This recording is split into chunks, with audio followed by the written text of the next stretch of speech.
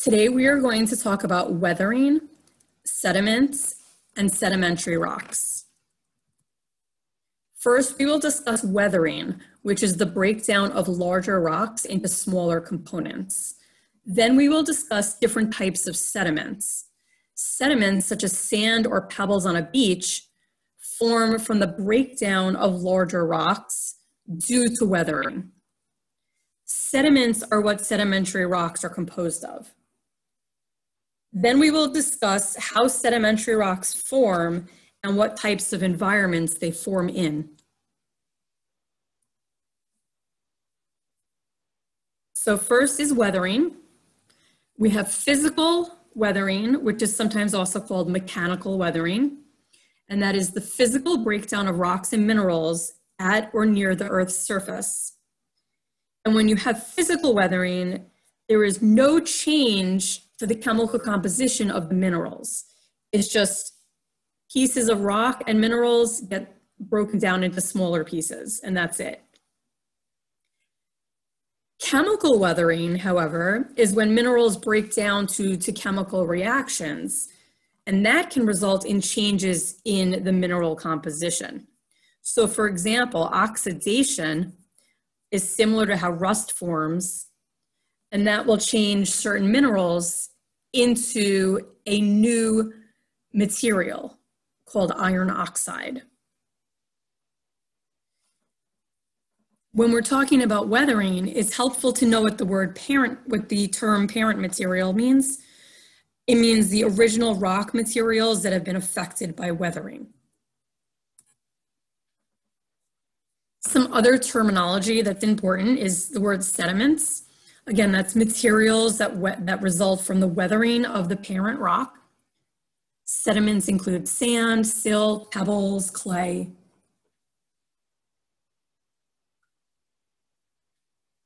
Then we have erosion. Excuse me. Erosion is the removal of weathered materials and the transport. Okay, so weathering is the breaking down of the materials. Erosion is the removal and the transport of the weathered materials. So erosion is not the same thing as weathering.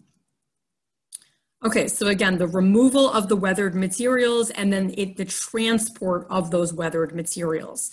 So transport could be within river water, it could be by wind or glaciers, landslides as well. Another term is soil, and that's weathered rock materials mixed with organic matter.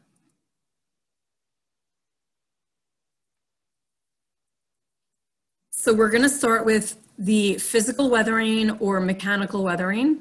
They're interchangeable terms.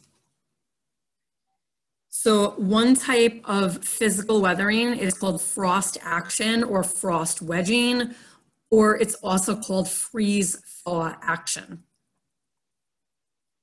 Now this rock that I have posted the picture, that is a rock that's on the William Patterson campus, and it has been broken up and cracked due to frost action.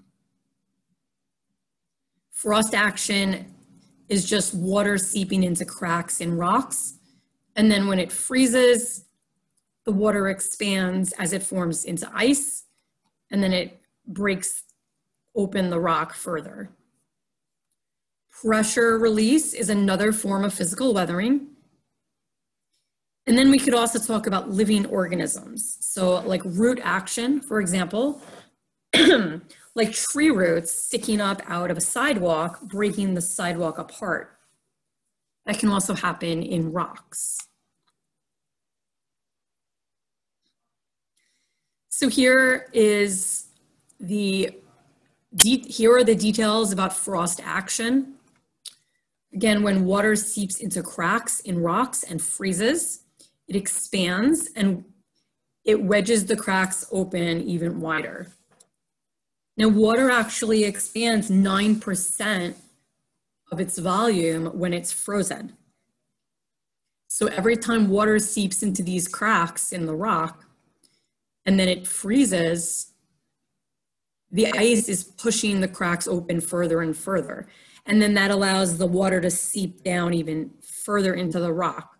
So eventually pieces of the rock will just break off and fall down. The angular pieces of rock that fall off of the bedrock or the cliff or the mountain, that accumulates downslope in what we call a talus formation. Talus formation. So frost action, by the way, is also how potholes in the road form.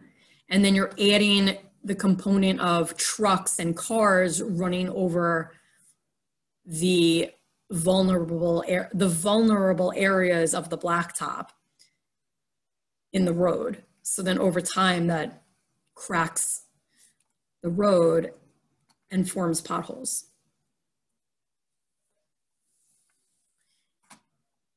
The basalt here, which is on the William Patterson campus, has cracked due to columnar jointing, which we talked about in the igneous chapter. But then the frost wedging breaks apart the rock further. It enhances the cracks that were already there due to the columnar jointing. So then you have these pieces of rock that fall down from the rock face. But keep in mind, the rocks here were already cracked because of columnar jointing. And then the cracks are just enhanced by the physical weathering of the frost action. Excuse me. So repeated freezing and thawing again dislodges pieces of rock that tumble down the slope. And again, that forms a talus deposit,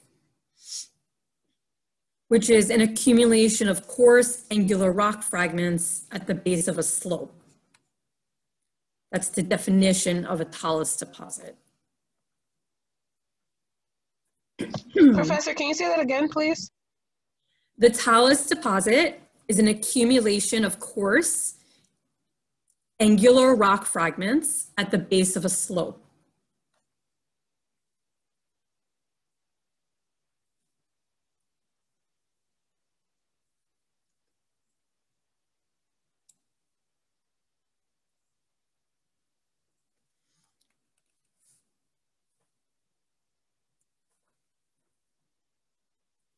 So then we have pressure release. Deeply buried igneous plutons are accustomed to being under pressure from overlying rock material. When overlying rocks are eroded away, the pressure is released, and then the rock that used to be under pressure is now able to expand and crack, and that forms joints along the surface of the rock called sheeting. And the result is an exfoliation dome.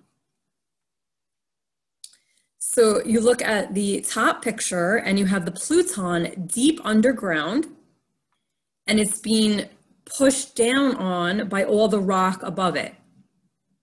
So that's the confining pressure. And then when all of that rock eventually erodes away, you're left with the pluton that is now able to say, oh, no more pressure on top of me. So then it's able to expand. The expansion causes the rocks to crack. So if you look more closely at the diagram, you see like these cracks at the top surface. Those are the joints. And then it forms like a scaly appearance on the rock surface. And those scaly areas are sheets, and then due to frost wedging and gravity, pieces of the rock will slide down the mountain. Now I have on the bottom uplifts due to buoyancy.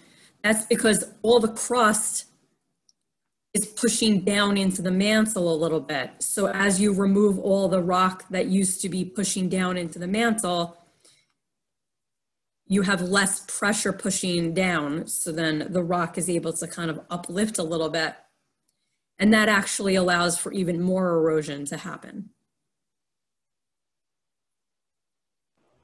We have a question for that one really quick. Yes. Just because you've mentioned uplifts by buoyancy. So if a pluton is made up of a solidified magma chamber, which is buoyant and less dense than the material above it, does that mean that this material right here, when it's solidified as well, is also going to be less buoyant, causing this reaction?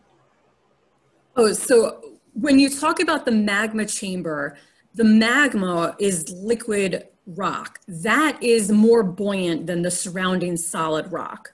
But then once it cools and solidifies and becomes igneous rock, it becomes dense and no longer buoyant. Okay, yeah, right. So but that's interesting that you're pointing that out, because then it's like when all of the rock is removed from the pluton, then the crust does become buoyant again, but for a different reason. Okay, right. All right, I was just curious. Thank you. You're welcome. So again, here is an exfoliation dome where you have these sheets, and it looks almost like flakes or scales, like a fish, like scales on a snake or like on a fish. And then these sheets are able to kind of slide downhill, and then you'll get a talus deposit next to this exfoliation dome, where like the sheets will fall down and accumulate.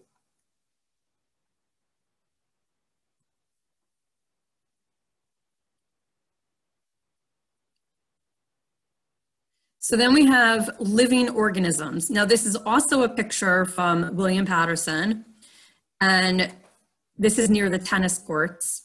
And you have this tree, which I think has since been cut. So like they cut it down to here. So it's a good thing I have a picture. So the tree grew in the rocks because again, you have columnar jointing and you have the frost wedging. So you have a lot of cracks in that basalt on campus.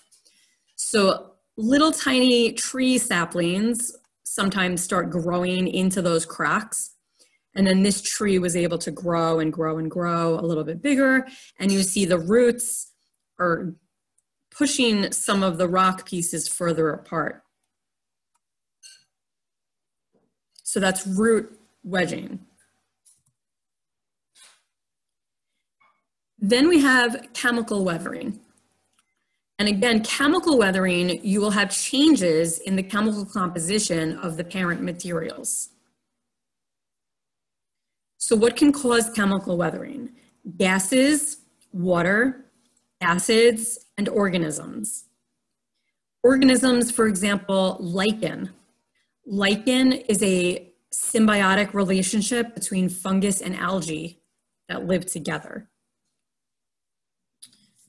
Examples of processes that cause chemical weathering include solution, oxidation, for example, rust, and hydrolysis. So first I will go over how lichen causes chemical weathering. It also actually causes some physical weathering as well. And this is a picture of what lichen looks like. So lichens will live on trees, they live on bare solid rocks. Lichens are usually the first organisms that appear in a barren, rocky area. They use root-like structures to split bedrock into small fragments. And then they also secrete acidic solutions that help break down the rock. So here is lichen living on top of these rocks.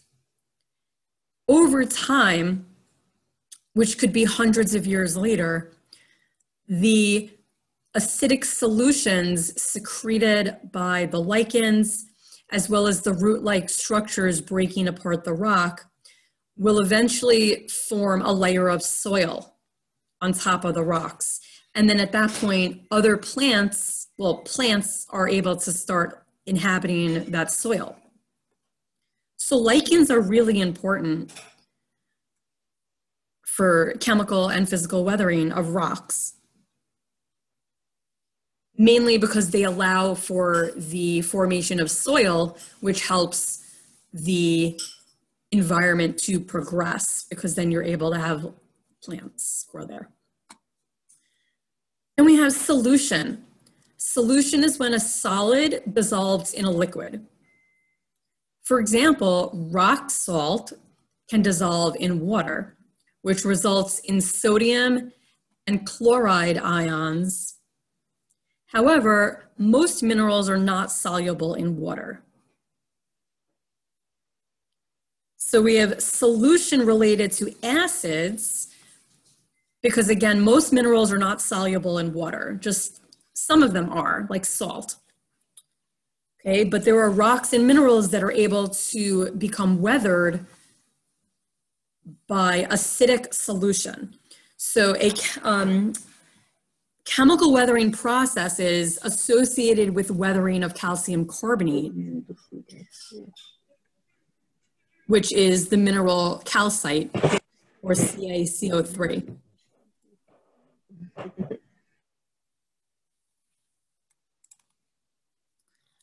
So rainwater is actually naturally slightly acidic, and it can dissolve rocks that contain calcite. Rocks that contain calcite include limestone and marble. So then the rainwater dissolves the calcite.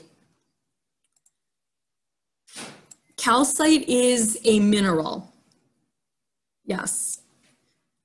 It's sometimes called calcium carbonate. It's also calcite. So that is a type of mineral. And as you learned in the mineral chapter, calcite reacts with acid by fizzing, having little bubbles. And that's because it's dissolving with the acid. You saw that in the mineral lab as well. So rainwater, again, is naturally a little bit acidic. That is because carbon dioxide dissolves in rainwater and it forms carbonic acid. So when it touches limestone or marble, which are rocks that contain the mineral calcite, it actually starts to dissolve the rocks. Caves may form when acidic groundwater dissolved limestone layers underground. Okay, so that's how caves form.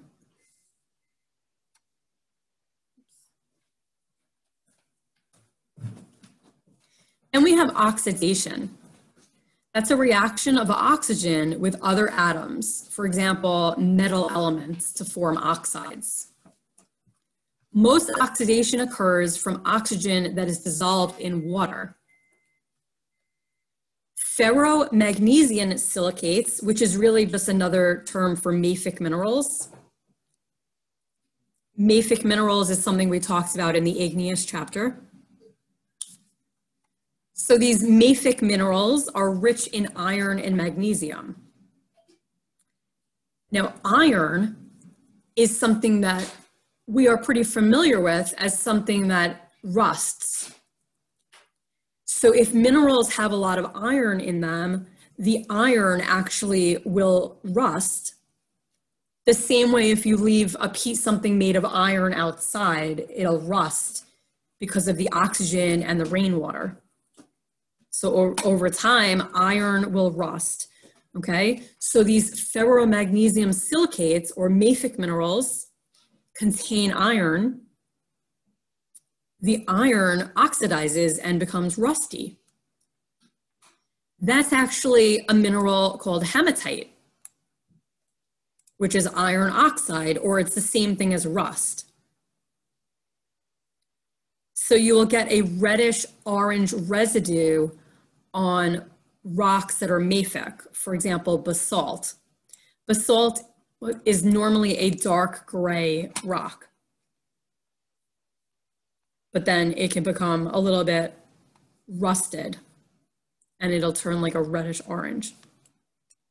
Now, if you see this picture on the bottom, that's a piece of basalt that has been exposed to oxygen and water, and it has turned yellow and orange and like this reddish brown color as well. And the rings, the colorful rings, is because the rock has like a dip to it. So like it looks like puddles. Like when there were puddles that were different depths, it formed different rings of oxidation. You know, you have something called hydroxides. Hydroxides form when metal elements or radicals react with the OH part of water. So H2O is water. So that's H and OH together. That's how you separate the ions that make up water. So the OH in water can form what we call hydroxides from metal elements.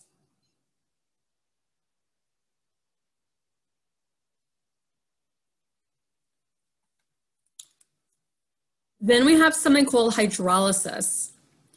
That's where the H, the hydrogen of water molecules, can react with minerals by replacing some of the positive ions in minerals. For example, water can react with potassium feldspar. And then the H replaces the potassium in this mineral. This is potassium feldspar over here.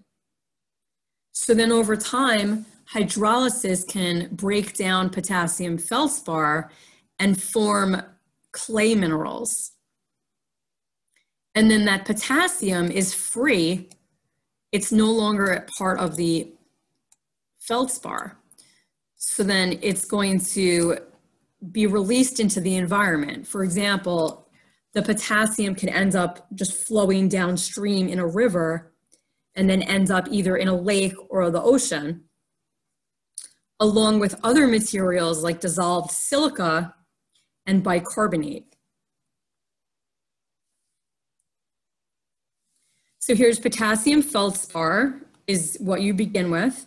And then after the chemical weathering, you end up with clay minerals plus potassium ions, dissolved silica, and bicarbonate. And here's bicarbonate. It's HCO3 with a negative charge. So then all of this, the clay minerals, the potassium, the silica, and the bicarbonate will end up flowing downstream into lakes and rivers. Sorry, lakes and oceans.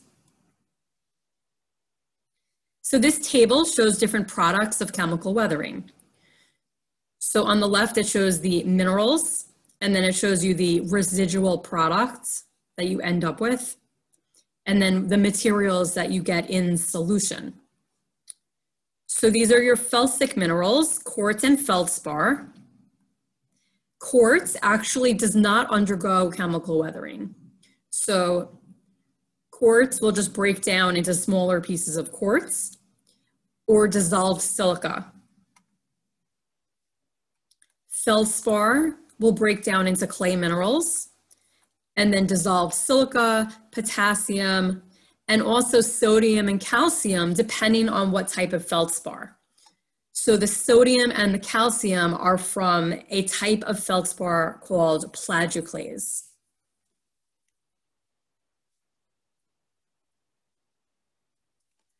And then your mafic minerals, amphibole, a type of amphibole is hornblende. That breaks down to clay minerals, limonite, and hematite. Again, hematite is iron oxide, like rust. And I have a picture here. So this is hematite, and this is limonite, kind of like an orange yellow color. And then olivine will weather into limonite and hematite. Oh, and then the amphibole, you get dissolved silica, calcium, and magnesium. And the olivine, you get dissolved silica and magnesium. And all of the materials in solution eventually may end up in a lake or an ocean, a sea, groundwater, things like that. So those materials do move on to other locations after they weather out of the minerals that they came from. So what factors affect the rates of chemical weathering? The amount of surface area exposed to weathering agents being water, air, acidic solutions, temperature and rainfall, which is what we call climate. Okay, so climate means temperature and precipitation. Warm temperatures and moisture help chemical weathering. And then we have something called differential weathering. And that's when some minerals weather more quickly than other minerals. Now that actually corresponds to the order of crystallization on the Bowen's reaction series. So low temperature minerals on the Bowen's reaction series, which is quartz or the felsic minerals, resist weathering. The high temperature minerals on Bowen's reaction series, such as olivine or your mafic minerals. Olivine is an example of a mafic mineral. Those minerals are going to weather more easily. I will explain why in a few minutes. Okay, so we'll begin with the surface area. So an increase in surface area leads to faster chemical weathering. So you start out in this example with a cube of rock. Now, the rock material at the center of the cube is protected from chemical weathering. So only the outside surface is able to become weathered, right? The rest of the inside of the rock is protected. So as you break this cube down into smaller pieces, you're now exposing the rock that used to be protected inside that cube. So then here you break it down into smaller pieces, and now you have a lot more rock exposed to air and water that all used to be protected inside the middle of this rock. Now it's all exposed. That is the surface area increasing. So now more parts of the rock surface are exposed and vulnerable to chemical weathering. So this pile of rocks on the right is going to weather faster than the cube on the left. And like I said at some point, most of my geology examples are food related. So if you're thinking about surface area, we can think about sugar. So on the left, you have some sugar cubes. Now sugar cubes, I think technically are supposed to be a teaspoon of sugar, just in a cube. So for this example, we're gonna just say that they're teaspoons of sugar, but in cube form. So which would dissolve more slowly, a sugar cube or a teaspoon of loose sugar? This is the same concept that we just talked about. So you could write in the chat or you could unmute yourself to say what you think the answer is. A teaspoon? Which would dissolve more slowly? Oh, slowly than the cube. Yes. Yeah, exactly. Yeah, and we have in the chat, we have sugar cube. Right, so the sugar cube will dissolve more slowly because it's the same thing as this big cube, right? The sugar in the middle of the cube is protected, whereas the loose sugar is all exposed. Each of these little crystals is exposed.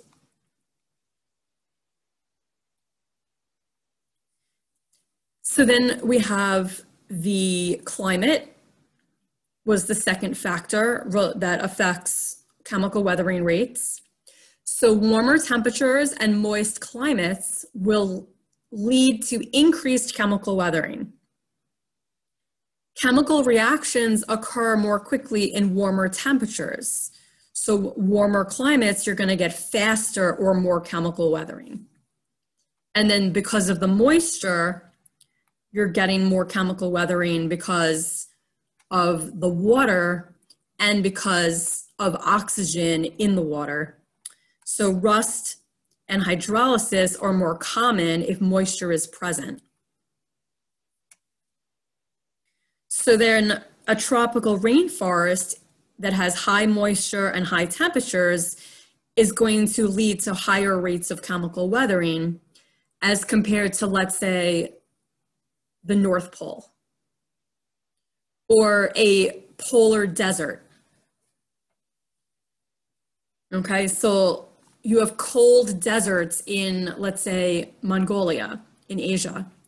So a cold desert, you're gonna have slow chemical weathering because it's cooler and drier. Then we have differential weathering. Again, materials such as minerals, rocks, or even building materials undergo weathering at different rates. So when you look at this brick facade that was actually on the side of a highway, I don't think I was the one driving. I think I was a passenger and we were stuck in traffic. So I turned my head and I saw this brick wall, and you could see the mortar in between the bricks is still there, but the brick material has weathered away. So someone pointed out that it looks like it may be from salt, like when they put salt on the roads in the winter to melt the ice. They were thinking maybe it's salt because it's only the lower parts of the bricks that dissolved away. So maybe that's it. I'm not sure. We're just going by a picture, right? But you know, the upper parts of the brick are still there. Yeah, maybe it was flooded. I'm not really sure. But yeah, you do see the brick material has weathered away faster than the mortar that holds the bricks together. So that's a good example of differential weathering, okay? That the bricks weather faster than the mortar or the cement between the bricks.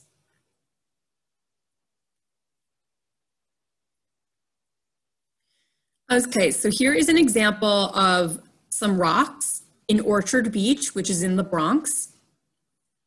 And this shows differential weathering. So keep in mind, these rocks where these students are standing, the level of the rocks are here. This is the rock level. And then you go across, and then there's another like step up where the rocks are high up. And then down here, you have this valley looking area where there's the rocks are like missing, and then you have sand. So if you can imagine, the rock surface here used to be continuous across the yellow line, but the rocks where the sand is were all weathered away. So what it looks like is you have this step higher up of rock, and then you step down, but it used to be continuous. I mean, thousands of years ago, right? It used to be a whole continuous piece of rock. Now I labeled this rock as felsic, and we know that because it's lighter in color. So that refers back to the igneous chapter. And then you've got this little section of dark black rock, that's mafic. Again, the igneous chapter, we talked about mafic rocks being dark in color and felsic being light in color. So you have this little bit of mafic rock, and then the sand, you can see back here, it's a little bit of black sand. Okay, some of the sand is black in here. That came from the breakdown of this mafic rock. So you can see, pretty extreme example here that the felsic rock is still a couple of feet higher up than the mafic rock, which is almost all eroded away. So you have to step down and then you step up again. Okay, so these are all the same age. This whole area is all rocks of the same age. So again, which one weathered faster? Just to summarize, which rock type weathered faster, the mafic or the felsic? Right, the mafic rock weathered faster. So this is actually a really extreme example. It's pretty interesting that you could see this.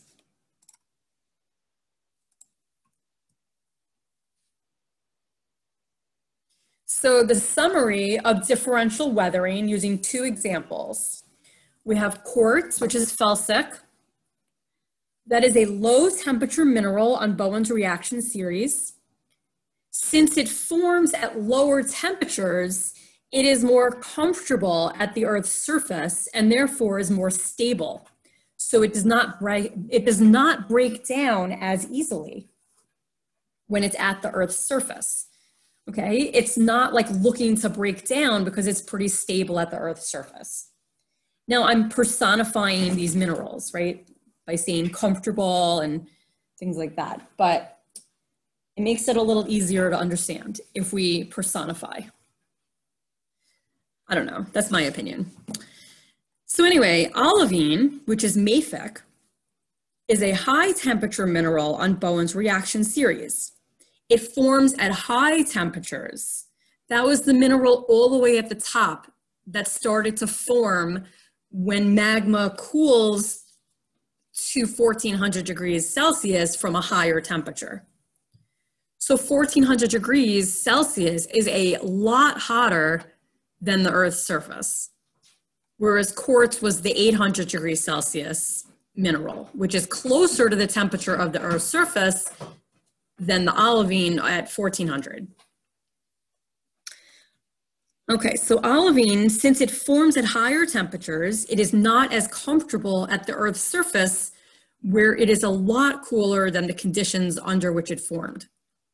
So it is more stable in the mantle where it's very hot, but it's going to be unstable at the Earth's surface, and that makes it break down more easily.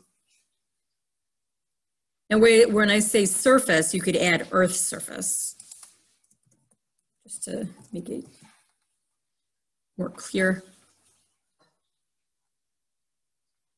Okay, so olivine at the Earth's surface is very uncomfortable at the lower temperatures because it forms at such high temperature. So it looks to break down.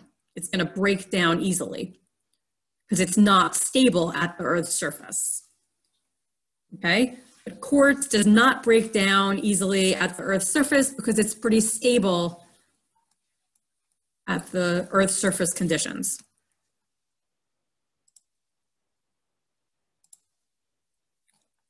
Okay, so then we're going to get into sediments and sedimentary rocks.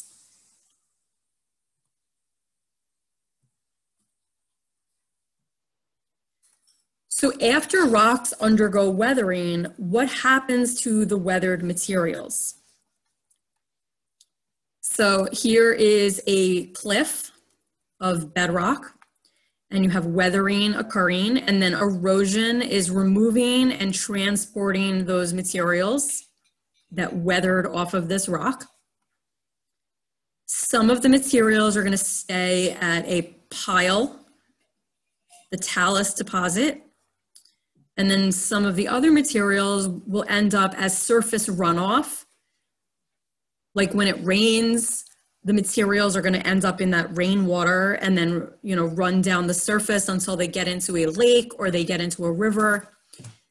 And then those eroded materials are going to flow downstream and eventually either enter the sea or a lake. Now, the solid particles mentioned here are clasts. For example, sand, silt, or clay. And then the ions are what we were discussing earlier, like the potassium ion or the sodium ion, the calcium ion that resulted from the chemical weathering breakdown of certain minerals. Now, how long does this process take? That is a good question. The process of erosion and weathering and then transport would depend on the climate and I would say, you mean from like a piece of rock here to end up here broken down? That I'm not completely sure of like the range. I would say maybe like hundreds to thousands of years, depending on the climate, but I'm just kind of saying that. That's what I think. Sorry, I don't have a more specific answer. But it would depend on the climate, how much erosion there is, and how much water you have in the rivers to carry it downstream. You know, there's different factors involved. And then eventually those materials like the ions and the solid particles are going to end up in a lake or a sea, depending on where the rivers end up. Now also you do have some ions transported in groundwater. And again, those ions come from chemical weathering of rocks and minerals.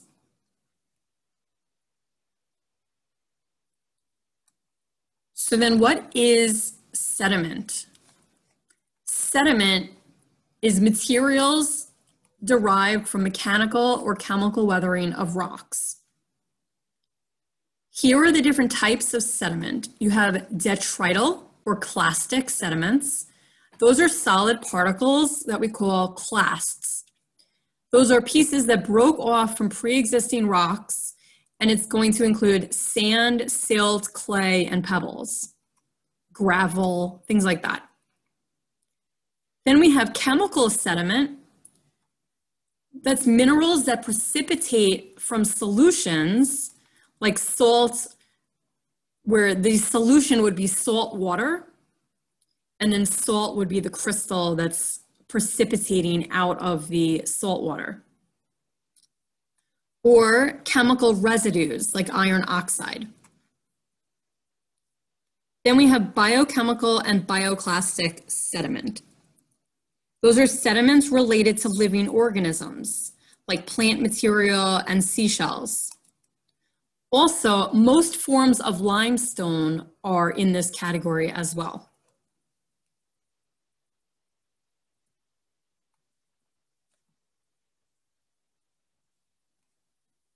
So then what is a sedimentary rock? It's any rock composed of sediments. And then these are types of sedimentary rocks, and it's color-coded to match the types of sediment. So like the detrital clastic sediment matches the detrital plastic, right? So the top box matches the top box on the next slide. The middle box matches the middle, and then the bottom matches the bottom. Okay, so detrital or clastic sedimentary rocks are composed of solid particles called clasts that come from pre-existing rocks. For example, those would be shale or sandstone. Chemical sedimentary rocks are derived from ions that come from chemical weathering. Those ions then are carried in solution to lakes and seas. And then some ions may precipitate out of solution, which means they become solid from a state of being dissolved. And then they form chemical sediments. Again, rock salt or gypsum.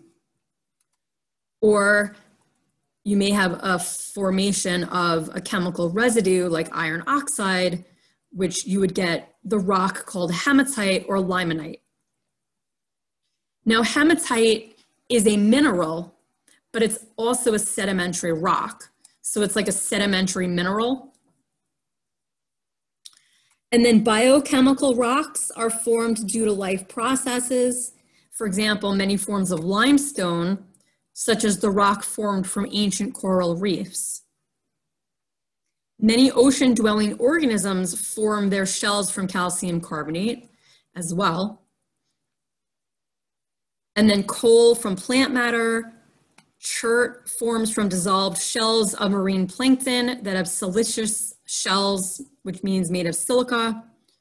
Chalk. And we'll go into more detail later on in this lecture about all of these. And then bioclastic is a clastic rock made of biochemical clasts. So that's really a clastic rock, but the clasts are biochemical.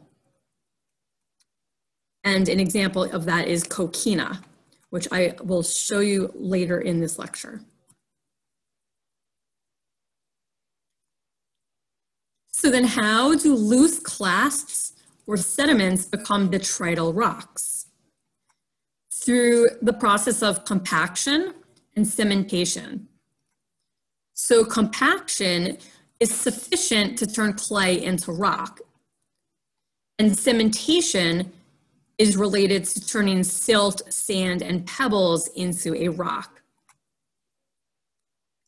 Lithification is the process by which sediments turn into sedimentary rocks. So the prefix lith here is like solid rock, okay, like lithosphere. The lithosphere is like the solid upper parts of the Earth's crust and upper mantle, right? So lith is like solid rock, and ification is just like the process of. So lithification is like rockification, right? You're turning something into a rock.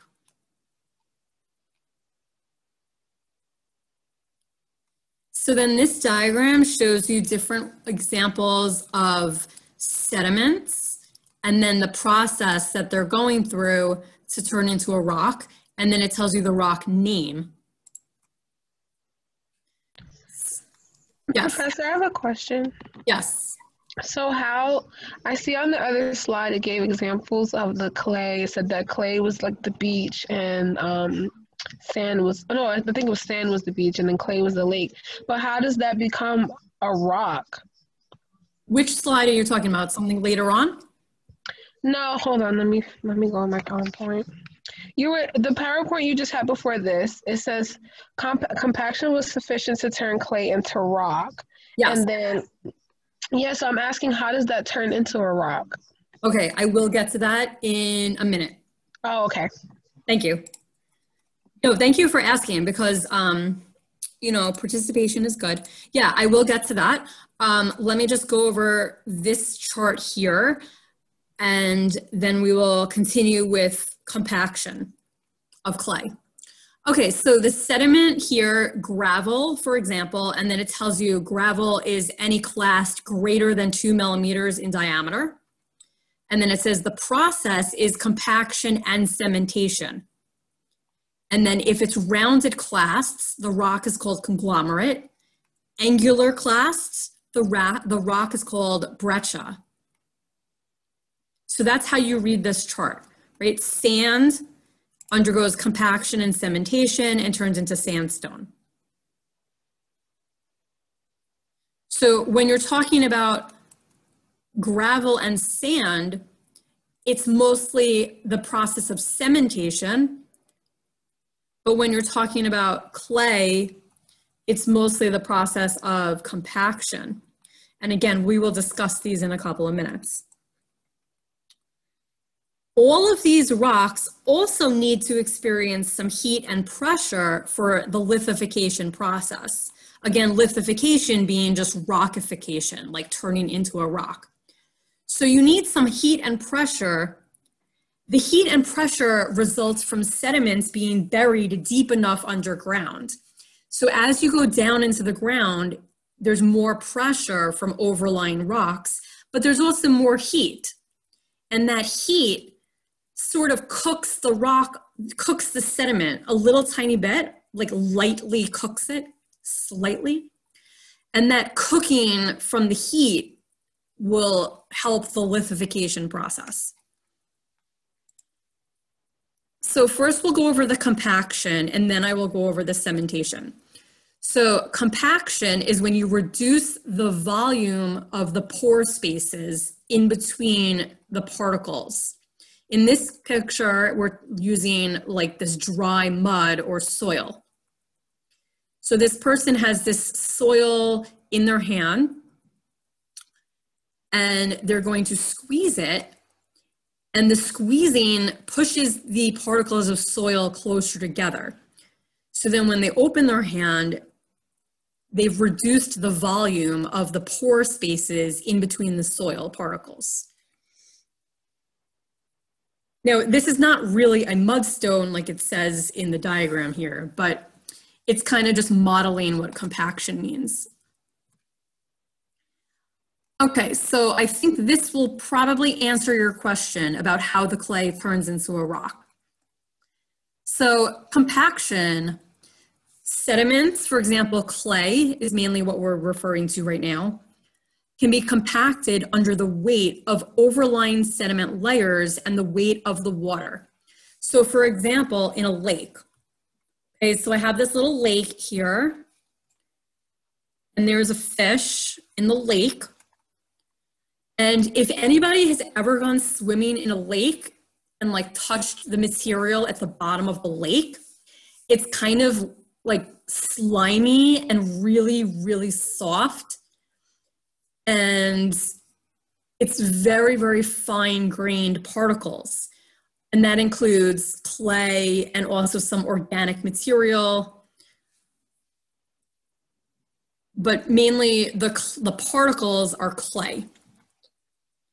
Okay, and they build up on the bottom of the lake. So here you have these layers of clay at the bottom of the lake. And here's a close-up view of the way the clay particles are gonna look. Okay, they're not all lying down flat.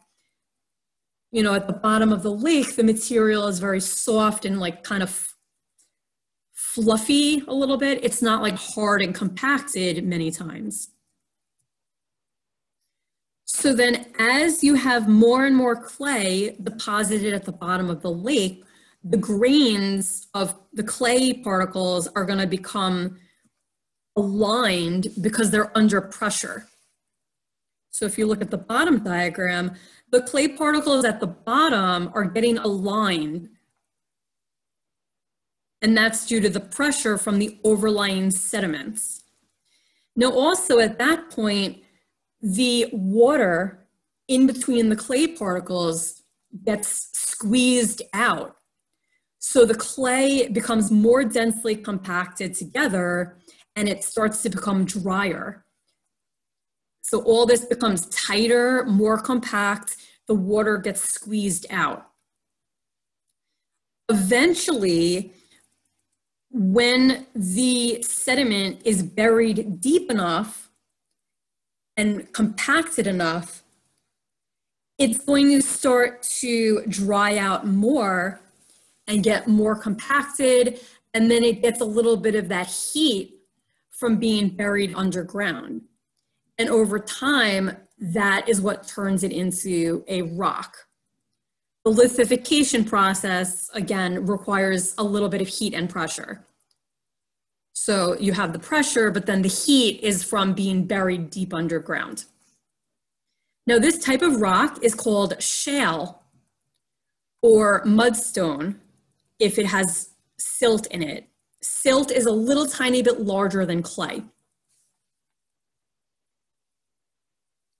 Or we might call it claystone. They're all similar. Now these rocks are soft though. If you were to pick up a piece of shale, there are some types of shale that are pretty soft and you could like break it apart just by like picking pieces off of it. So it's not an extremely hard rock, okay? It's still a little bit soft, but it's like hard enough to be a rock. Okay, did that answer your question about how clay turns into a rock? Yes, I was trying to compare it to sand too, because I know in the other slide I noticed that it was talking about for clay um it was like for the lake, and then sand was like for the beach. So I was wondering if it's because of like the environment. Does the environment have something to do with it? The environment in terms of where that you would have clay in the lake in the first place? Yeah, because like clay water, I mean, not clay water, lake water and beach water is different. So that's why I thought that's why clay went with lake and sand went with the beach. Because, you know, when you go to the beach, you feel the sand on your feet and Yeah. you go on the water and stuff like that. So I thought maybe that has something to do with it, like salt or something like that. So I was trying to figure out what was the difference.